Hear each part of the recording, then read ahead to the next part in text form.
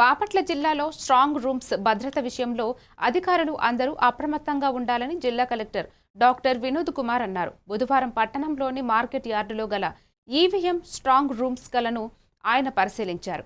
కలెక్టర్తో పాటు incharge joint collector and DRO Prabhakar Goud, RDO Gloria సంబంధిత అధికారులు పాల్గొన్నారు.